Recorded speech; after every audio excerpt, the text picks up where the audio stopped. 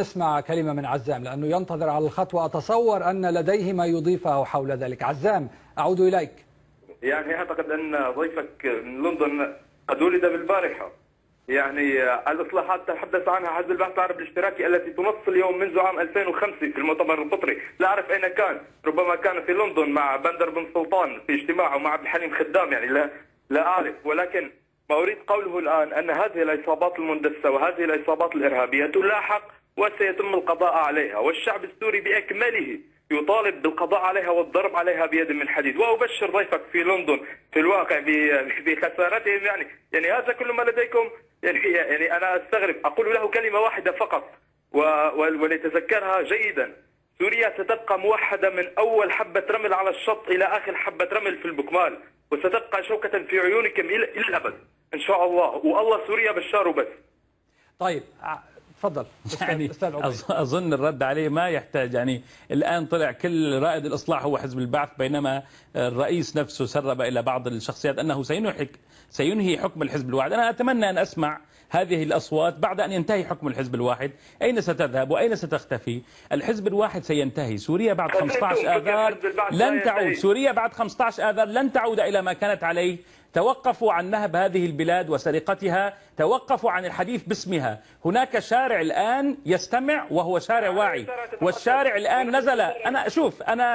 الحكومة الآن لا تتعامل مع معارضة، الحكومة تتعامل مع شارع. تعاملوا مع هؤلاء الناس، تعاملوا مع الأطفال الذين قلعت أظافرهم في درعا، تعامل مع المعتقلين الذين أفرج عنهم من دوما وكان هناك آثار حروق على وجوههم.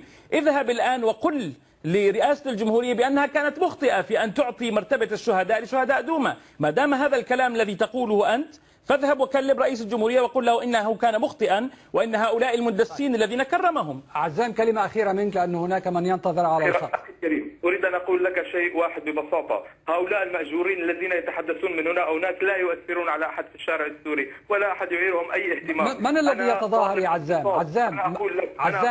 عزام مش بالضرورة. عزام اسمعني، يعني حتى الآن في البرنامج لم تتجاوز ال 15 دقيقة، سمعت اتهامات بالتخوين، بالكذب، كل واحد يختلف مع الآخر، يتهمه بأنه إما غير سوري أو أنه خائن. المشكلة أن الموضوع ليس موضوع اختلاف بالرأي، المشكلة أن هناك أحد يريد أن يستهدف دولتك، كيانك، يريد أن يستهدف حياتك.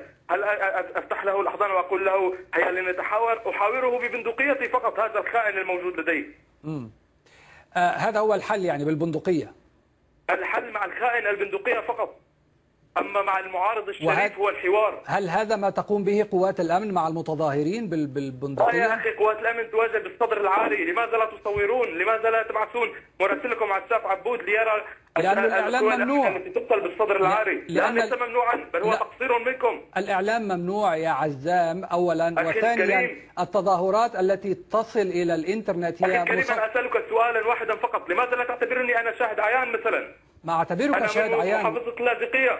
أنا من محافظة اللاذقية. ألقينا القبض على مندسين ومن جنسيات عربية مختلفة وسلموا لقوى الأمن. قوى الأمن تواجه بالصدر العاري يا أخي. هنالك شهداء الذين سقطوا، كيف نفسر سقوط شهداء مثلا وقتل إن كانوا يمتلكون الأسلحة ومدججين بالأسلحة؟ عزام شكرا لك. عزام، ما رأيك؟ كيف تقرأ هذه الدعوة؟ يعني الآن الشعب السوري بدأ يدخل في مرحلة التصفية. هناك جرائم إنسانية تحدث، وأنت سمعت المتصل السابق يقول إن الحوار لا يوجد حوار إلا بالبندقية. ليس هناك في الشارع السوري من يتحدث بهذه اللغة إلا أجهزة الأمن. فأنا لا أعرف. لكي نكون يعني عادلين، هو لم يقل حوار، هو قال مع الخائن. هو يعتبر أنه يبدو على كلامه عم يعتبر نص الشعب السوري